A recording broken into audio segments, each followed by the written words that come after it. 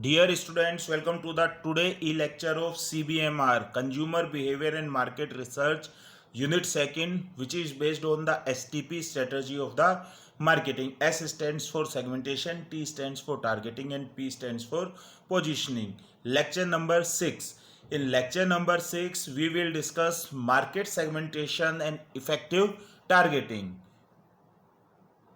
जैसा कि आप ये स्लाइड देख रहे हो, इसमें मारुति उद्योग लिमिटेड की आप नंबर ऑफ कार्स देख रहे हो, सियाज भी देख रहे हो, सेलेरियो भी देख रहे हो, मारुति 800 भी देख रहे हो, विटेरा ब्रीजा भी देख रहे हो, एल्टो भी देख रहे हो, अर्टिगा भी देख रहे हो, बैलेनो भी देख रहे हो, स्विफ्ट भी देख रहे हो, स्विफ्ट डिजायर भी देख रहे हो, मारुति ओमनी भी देख रहे हो। तो अगर नॉर्मल पर्सन से पूछा जाए जो कि मैनेजमेंट का नहीं है कि भैया मारुति उद्योग लिमिटेड इतनी सारी गाड़ियां क्यों मार्केट में ऑफर कर रही है, तो वो क्या कहेगा? वैरायटी देने के लिए।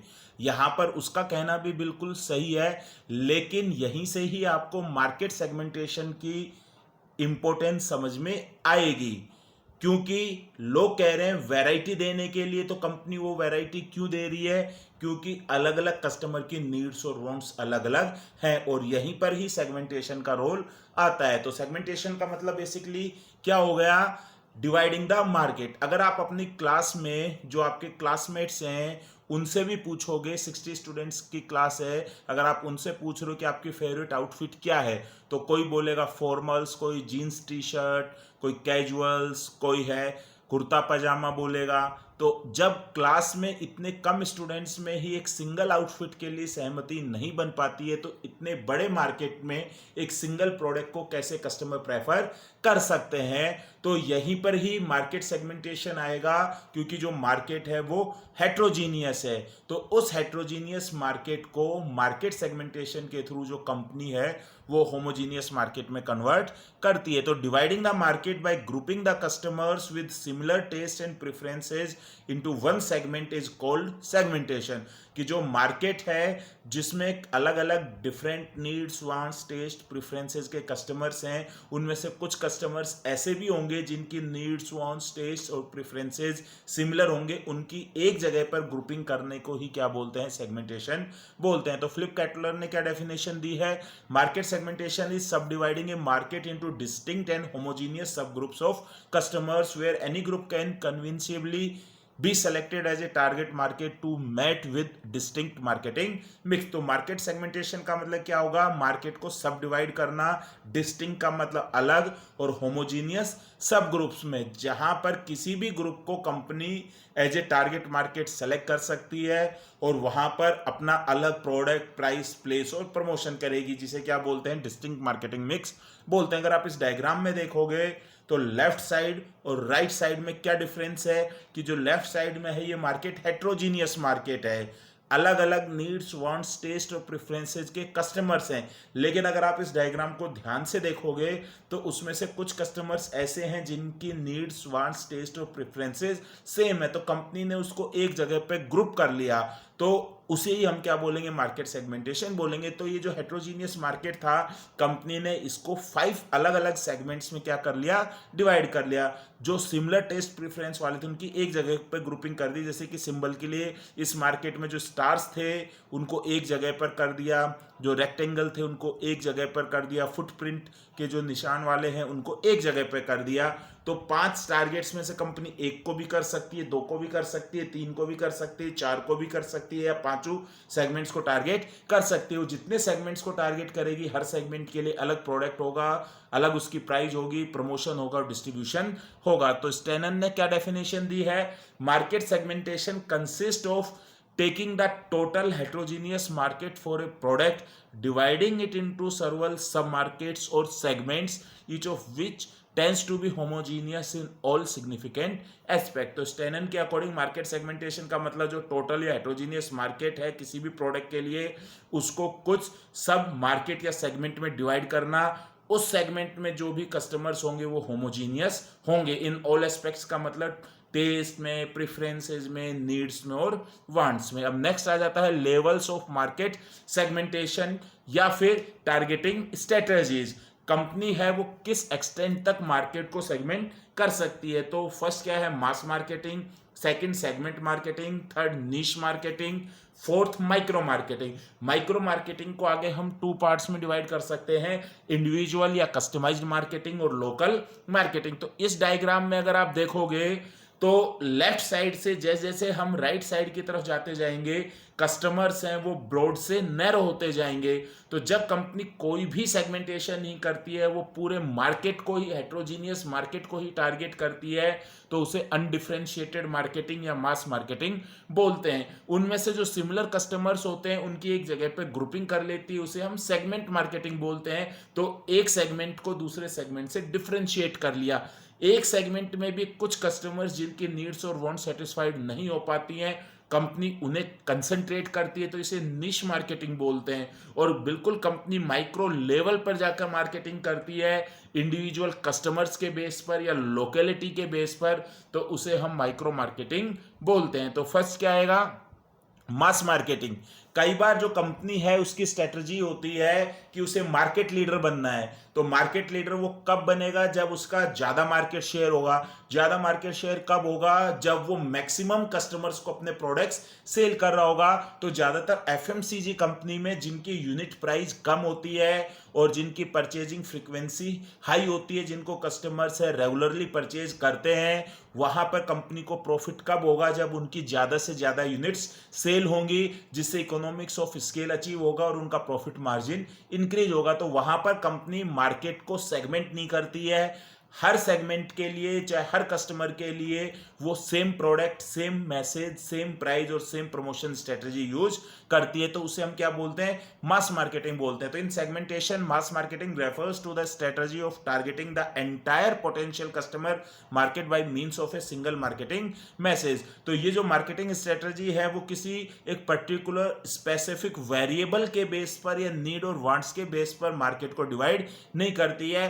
तो मार्केट मास मार्केटिंग स्ट्रेटेजी कब यूज की जाती है, जब कंपनी एंटायर मार्केट को ही एज ए सेगमेंट लेती है और वहां पर जितने भी कस्टमर्स होते हैं उनको सेम प्रोडक्ट्स के साथ टारगेट करती है। जैसे कि फॉर एग्जांपल बेगोन कॉकरोच स्प्रे है, तो ये मास मार्केटिंग यूज कर रही है, चाहे अपर क्लास हो, मिडिल क्लास हो, लोअर क्लास हो, सिटी एरिया में हो, रूरल एरिया में हो, हर टाइप के कस्टमर्स को ये अपना प्रोडक्ट सेल करती। कोको कोला है, कुछ ठंडा हो जाए या ओपन हैप्पीनेस है, तो ये हर सेगमेंट को टारगेट करती है, हर फेस्टिवल के लिए टारगेट करती है। तो क्या कर रही है, मास मार्केटिंग। मोर्टीन है मॉस्किटो रिपल्टेंट कॉइल है, तो ये भी मास मार्केटिंग है। झंडू बाम है, बाम सेक्टर में अराउंड 42% के करीब मार्केट शेयर है, तो वो कौन सी मार्केटिंग स्ट्रेटेजी यूज कर रहा है, मास मार्केटिंग स्ट्रेटेजी यूज कर रहा है। सेकेंड क्या है, सेगमेंट मार्केटिंग।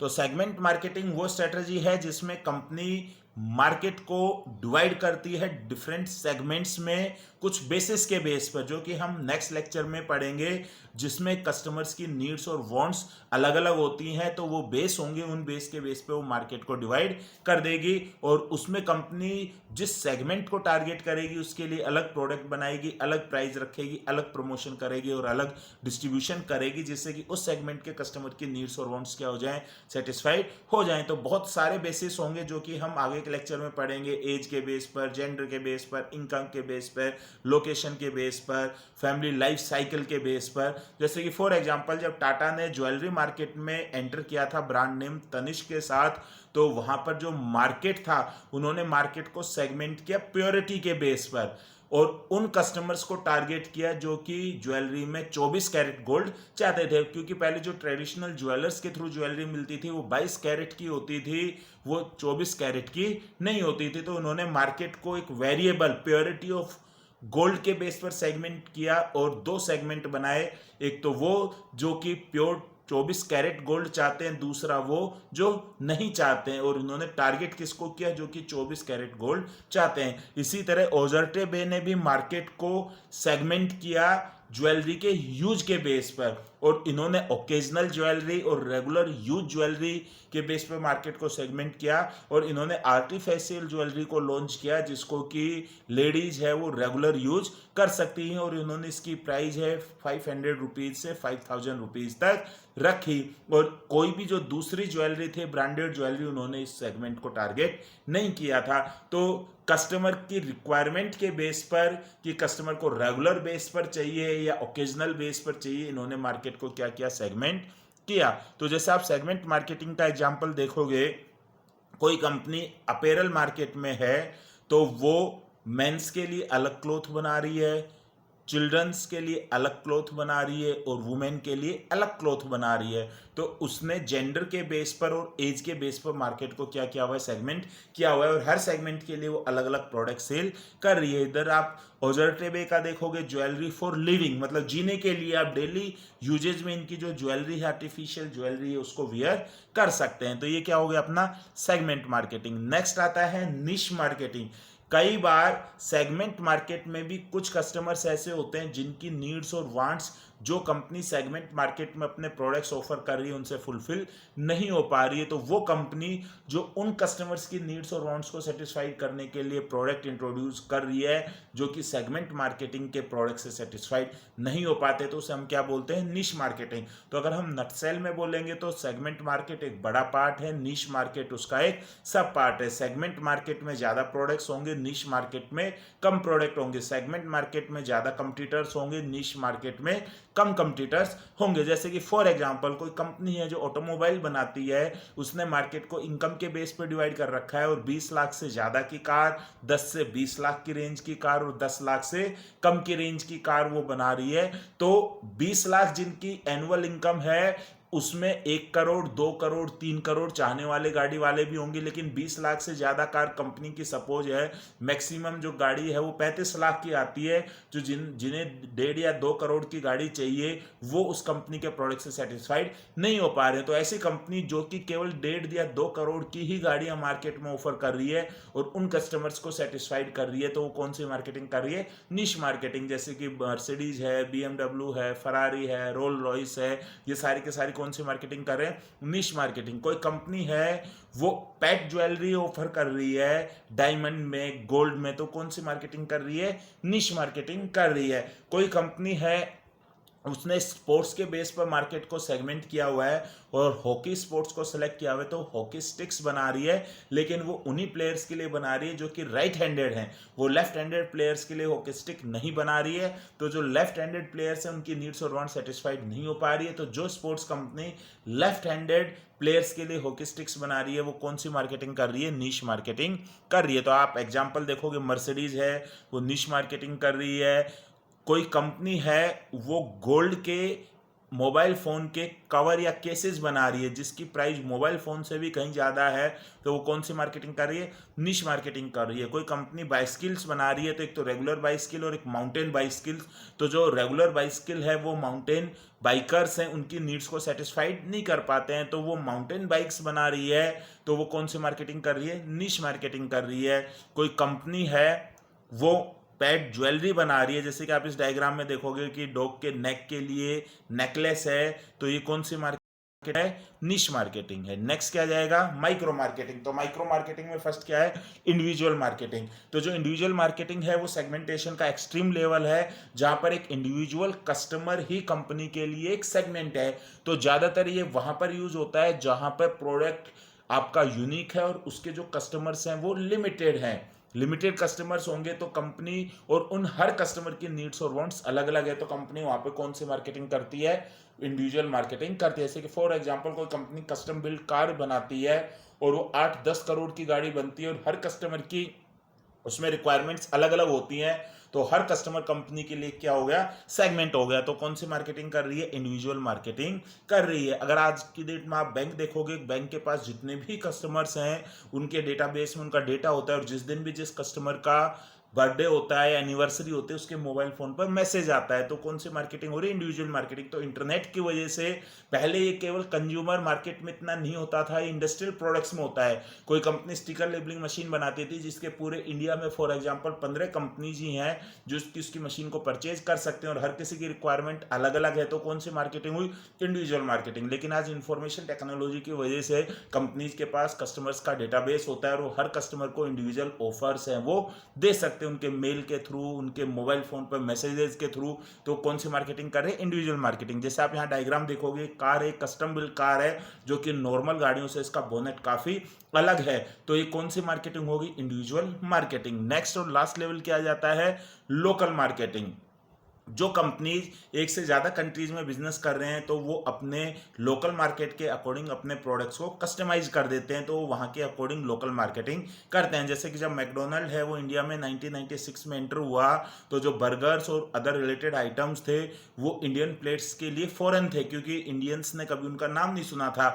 लेकिन फिर कंपनी ने इंडियन कस्टमर्स की लोकल नीड्स को ध्यान में रखते हुए इंडियनाइज्ड प्रोडक्ट्स लॉन्च किए, जैसे आलू टिक्का, चिकन पटीज और पनीर सालसा। और जो कंपनी अपनी एडवर्टाइजमेंट्स है उसमें भी वो पक्का इंडियन है बोलती है, जैसे कि इंट्रोड्यूसिंग मसाला ग्रिल, क्योंकि इंडियन लोग स्पाइसी नॉर्थ साइड में बेसिकली ज़्यादा खाते हैं तो इन्होंने मसाला ग्रिल दिया जिसमें ज़्यादा स्पाइसेस दिए और नाम क्या रखा है इसका? पक्का इंडियन है। तो ये कौन सी मार्केटिंग कर रही है? लोकल मार्केटिंग कर रही है। अब नेक्स्ट आ जाता है बेनिफिट्स ऑफ मार्केट सेगमेंटेशन या इंपॉर्टेंस ऑफ मार्केट सेगमेंटेशन। क्यों कंपनी मार्केट को सेगमेंट करती है या कंपनी क्यों हेट्रोजीनियस मार्केट को होमोजीनियस मार्केट में कन्वर्ट करती है? तो फर्स्ट क्या है? Allocation of marketing budget. अगर अलग अलग सेगमेंट्स हैं तो कंपनी है वो सेगमेंट्स के अकॉर्डिंग बजट को एलोकेट कर सकती है। जिस सेगमेंट में जो सेगमेंट इंट्रोडक्शन में है या जो सेगमेंट ग्रोथ में है वहां पर ज़्यादा बजट देगी, जो सेगमेंट मैच्योरिटी में है या जो डिक्लाइन में है वहां पर company come budget allocate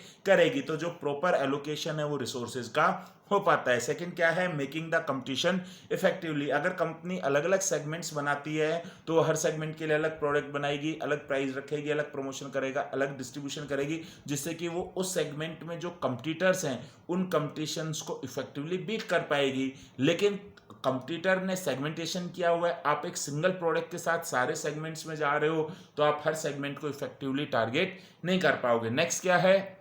better position to spot marketing opportunity. जो कंपनी मार्केट सेगमेंटेशन करती है तो वो रिसर्च करती है तो वो स्वॉट एनालिसिस भी कर रही है, उसे अपनी स्ट्रेंथ्स पता चल रही है, वीकनेसेस पता चल रही है, मार्केट में अपॉर्चुनिटीज पता चल रही हैं, थ्रेट्स पता चल रहे हैं, कस्टमर का रुझान किस तरफ है ये पता चल रहा है। उसके बेस पर वो मार्केटिंग अपॉर्चुनिटी कर सकते हैं। जैसे कि फॉर एग्जाम्पल रिसर्च से कंपनीज को पता चला है कि पेट्रोल और डीजल के जो प्राइजेज हैं वो ज़्यादा हाइक हो रहे हैं तो कस्टमर्स एक नए अल्टरनेटिव सोर्सेज की ओर जा रहे हैं, तो इलेक्ट्रिक कार्स में आगे का फ्यूचर है। तो कस्टमर्स का जो टेस्ट और प्रेफरेंसेज है वो अब इलेक्ट्रिक कार्स की तरफ जा रहे हैं, तो ये ऑटोमोबाइल्स कंपनी के लिए एक अपॉर्चुनिटी हो गई। तो कंपनी इसके बेस पर मार्केट को अच्छा प्रोडक्ट है इलेक्ट्रिक कार प्रोवाइड कराकर उस मार्केट को ग्रैब कर सकती है। नेक्स्ट क्या है? Even a small marketing firms with limited resources. कई कंपनीज हैं जिनके पास ज़्यादा रिसोर्सेज नहीं होती तो वो मास मार्केटिंग नहीं कर सकती, सारे सेगमेंट्स को टारगेट नहीं कर सकती, तो उन्हें मार्केट को सेगमेंट करना पड़ता है और एक या दो सेगमेंट को ही वो टारगेट कर पाते हैं। जैसे कि कोई कंपनी है वो केवल नॉर्थ इंडिया में ही बिजनेस कर सकती है तो वो मार्केट को रीजन के बेस पे डिवाइड कर लेगी और नॉर्थ इंडिया में ही बिजनेस करेगी। कोई और भी छोटी कंपनी है वो केवल एक स्टेट में ही बिजनेस कर सकती है तो वही मार्केट को जियोग्राफी के बेस पे सेगमेंट कर लेगी और राजस्थान स्टेट को ही वो क्या करेगी? टारगेट करेगी। और लास्ट क्या है? The 4 P's of marketing mix. जो कंपनी मार्केट सेगमेंटेशन करती है तो मार्केटिंग मिक्स का इफेक्टिव यूटिलाइजेशन करेगी, हर सेगमेंट के लिए अलग प्रोडक्ट बनाएगी, अलग प्राइस रखेगी, अलग प्रमोशन करेगी और अलग डिस्ट्रीब्यूशन करेगी। अब नेक्स्ट क्या है? Criteria for effective targeting. Company जो सेगमेंट्स बनाए हैं कंपनी को उन सेगमेंट्स को आगे टारगेट करना पड़ेगा। तो कौन सा सेगमेंट है वो कंपनी टारगेट करेगी? जो सेगमेंट अट्रैक्टिव होगा। तो इफेक्टिव टारगेटिंग के लिए जो सेगमेंट है उसमें कुछ कैरेक्टरिस्टिक्स होनी चाहिए। तो फर्स्ट क्या है? होमोजीनियस का मतलब एक सेगमेंट में जितने भी कस्टमर्स हैं उन सबकी नीड्स और वांट सिमिलर होनी चाहिए। सेकंड क्या है? हेट्रोजीनियस। दूसरे सेगमेंट से उसकी जो नीड्स और वांट्स है वो क्या होनी चाहिए? डिफरेंट होनी चाहिए। थर्ड क्या है? आइडेंटिफिएबल। जो सेगमेंट करने के क्राइटेरिया हैं वो आइडेंटिफिएबल होने चाहिए। कुछ क्राइटेरियाज तो आइडेंटिफिएबल होते हैं, कुछ क्राइटेरिया आइडेंटिफिएबल नहीं होते। तो जितने क्राइटेरिया आइडेंटिफिएबल होंगे सेगमेंट उतना ही ज़्यादा अट्रैक्टिव होगा। जैसे कंपनी एज के बेस पर करती है, जेंडर के बेस पर करती है, नेशनलिटी के बेस पर करती है, तो ये क्राइटेरिया ज़्यादा आइडेंटिफिएबल हैं तो वो सेगमेंट ज़्यादा अट्रैक्टिव होगा। नेक्स्ट क्या है, मिजरेबल। सेगमेंट में जो अगर क्राइटेरिया आइडेंटिफिएबल होंगे तो वो मिजरेबल भी होंगे। मिजरेबल का मतलब कंपनी को पता होना चाहिए कितने पोटेंशियल कस्टमर्स हैं और कितने कंपटीटर्स उस सेगमेंट में ऑलरेडी बिजनेस कर रहे हैं। जैसे कंपनी ने एज के बेस पर है मार्केट को सेगमेंट किया हुआ है तो उसे सेंसस के डाटा से पता चल जाएगा कि कितने कस्टमर्स इस पर्टिकुलर एज ग्रुप से कम के हैं, तो वो क्या हो गया, मिजरेबल हो गया। नेक्स्ट क्या, एसेसिएबल। कंपनी जिस भी सेगमेंट को टारगेट करे वो एसेसिएबल होना चाहिए, वहां पर प्रॉपर चैनल ऑफ कम्युनिकेशन होना चाहिए, डिस्ट्रीब्यूशन अच्छा होना चाहिए, यानी कि sales force, transportation, distributor, telecom और इंटरनेट की फैसिलिटी होनी चाहिए। नेक्स्ट क्या है, ड्यूरेबल। सेगमेंट के जो कस्टमर्स हैं उनकी नीड्स और वांट्स फ्रिक्वेंटली चेंज नहीं होनी चाहिए, तो जो सेगमेंट है वो ड्यूरेबल होना चाहिए। जैसे कि कोई कंपनी है उसने मार्केट को एज के बेस पर कर रखा है और 20 से 40, 40 से अबोव, 20 से कम, 3 सेगमेंट है। तो कोई कस्टमर 20-22 साल का है तो कम से कम 20 साल तक या 18 साल तक उस सेगमेंट में ही रहेगा, तो वो ड्यूरेबल है। लेकिन कंपनी अगर 2-2 साल की एज के ग्रुप के बना देती है, 20 से 22, 22 से 24, 24 से 26, 26 से 28, तो जो 20 से 22 वाला है वो 2 साल बाद उसका सेगमेंट क्या हो जाएगा, चेंज हो जाएगा। तो जो सेगमेंट में कस्टमर्स हैं बहुत जल्दी जल्दी क्या होते रहेंगे, चेंज होते रहेंगे। नेक्स्ट क्या है, सब्सटेंशियल। सब्सटेंशियल का मतलब ये सेगमेंट में इतने कस्टमर्स तो हों, कंपनी वहां पर अपना प्रोडक्ट ऑफर कर रही है तो कस्टमर उस प्रोडक्ट को खरीदे और कंपनी को क्या हो, बेनिफिट हो। नेक्स्ट क्या है, यूनिक नीड्स, डिफरेंशिएबल। एक सेगमेंट के जो कस्टमर्स हैं वो दूसरे सेगमेंट्स के कस्टमर से क्या होंगे, नीड्स और वांट्स में अलग होनी चाहिए। जैसे कि फॉर एग्जांपल कोई कंपनी ऑटोमोबाइल बना रही है तो उसने 10 लाख से ऊपर की गाड़ी बना रही, तो उन कस्टमर्स की नीड होगी लग्जरी। लेकिन जो दूसरा सेगमेंट है जिसमें 3 या 4 लाख की प्राइस वाले कस्टमर्स हैं जो कि 3 या 4 लाख की गाड़ी चाहते हैं, तो वो लग्जरी डिमांड नहीं करेंगे, वो इकोनॉमी चाहिएंगे, एवरेज चाहिएंगी। तो दोनों सेगमेंट के कस्टमर्स की नीड्स एक दूसरे से क्या होनी चाहिए, यूनिक होनी चाहिए। नेक्स्ट क्या है, एक्शनेबल। एक्शनेबल का मतलब कंपनी है वहां पर कस्टमर्स के एक्शन ले सके, रिसर्च कर सके, प्रोडक्ट को अपडेट कर सके और प्रोडक्ट को टाइम टू टाइम है रिलॉन्च कर सके। कस्टमर्स की जैसे जैसे नीड्स और वांट्स चेंज होती जाए कंपनी उसके अकॉर्डिंग क्या लेती रहे, एक्शन लेती रहे। और लास्ट क्या है, congruent with the companies objectives and resources. Her company interested नहीं होती कि वो हर सेगमेंट को टारगेट कर दो। जैसी कंपनी का ऑब्जेक्टिव है, कंपनी वो चाहती है कि उसका मार्केट कवर हो, उसे रिटर्न ऑन इन्वेस्टमेंट जल्दी मिले, तो वो ज़्यादा सेगमेंट्स को टारगेट कर लेगी। लेकिन अगर कंपनी का ऑब्जेक्टिव है slow and study wins the race, तो वो एक एक सेगमेंट को ही क्या करेगी, टारगेट करेगी। पहले सेगमेंट टारगेट करेगी, फिर जब वो कर लेगी फिर दूसरा, फिर वो तीसरा। तो कई कंपनी का ऑब्जेक्टिव है एक साथ सारे सेगमेंट, तो उन्होंने 5 सेगमेंट बनाए तो पांचों के पांचों सेगमेंट पे टारगेट एक साथ करेंगी, अलग अलग प्रोडक्ट्स है। किसी कंपनी की स्ट्रैटेजी है ऑब्जेक्टिव 1 by 1, तो पहले सेगमेंट को करेगी, फिर दूसरे को, फिर तीसरे को। तो कॉन्ग्रुएंट का मतलब समानता होनी चाहिए कि कंपनी मार्केट को टारगेट कैसे करती है। तो इसी के साथ ही आपका जो लेक्चर नंबर 6 है इसमें हमने क्या पढ़ा, मार्केट सेगमेंटेशन पढ़ा और इफेक्टिव टारगेटिंग पढ़ा, ये कंप्लीट होता है। Thank you very much.